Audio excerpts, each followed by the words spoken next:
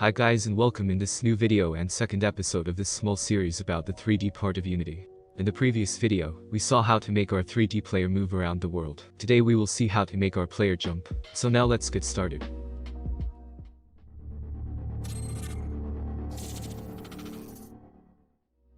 So first of all, let's duplicate one of the buttons so we can create our jump button.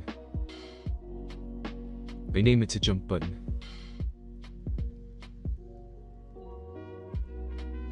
Remember to remove the event trigger component from it.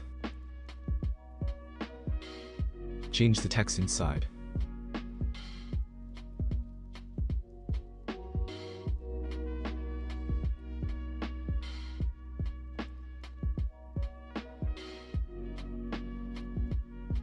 And now let's open up the code in Visual Studio.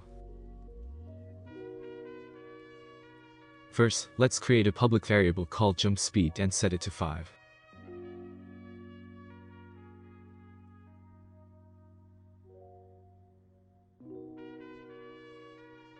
Now below the movement void, let's create a new public void called jump.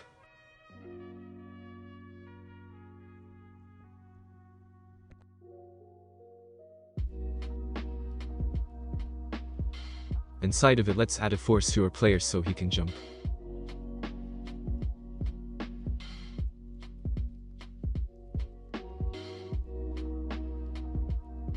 So this will give an impulse to our player on the y-axis.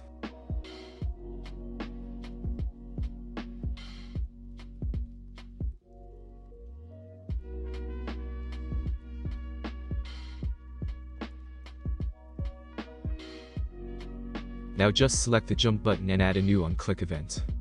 Then drag and drop the player object and select the new jump void.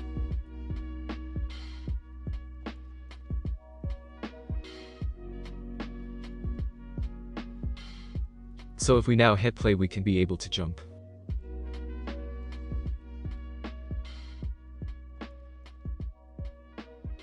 The only problem is that if we spam the jump button, it will jump forever. So to fix this problem, let's go back to Visual Studio.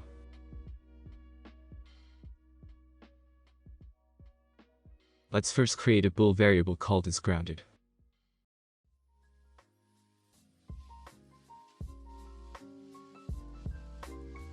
Then under the jump void, let's call the onTriggerEnter function.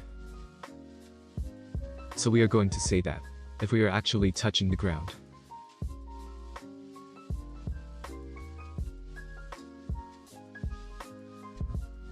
it will set the isGrounded variable to true. Then call the onTriggerExit function.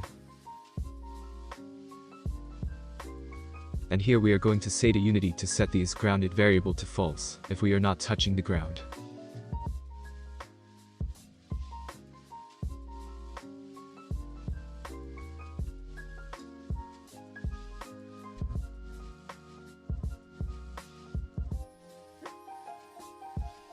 Now in the jump void, let's select the line where we add a force to the player and cut it with Ctrl X.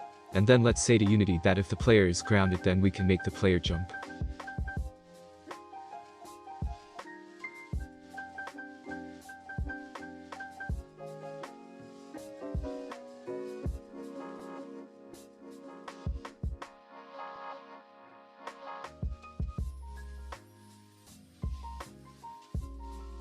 Select the terrain object and add the ground tag to it.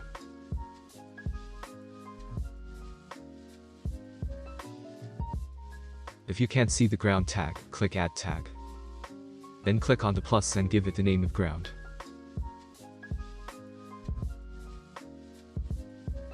Now you can give to the terrain the ground tag.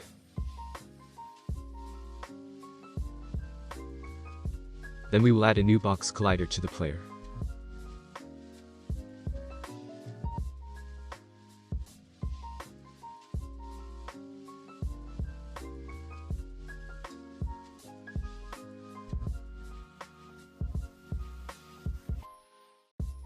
Let's resize it.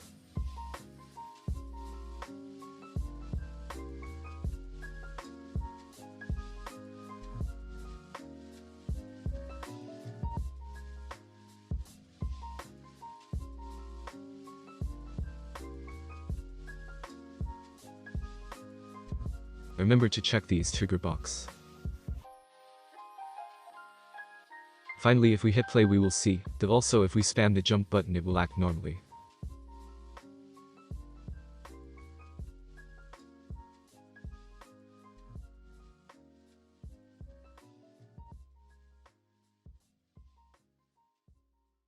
And that was it for this second episode of this small series. In the next one we will see how to make our player attack an enemy with a sword, so stay tuned. I really hope you are enjoying this series.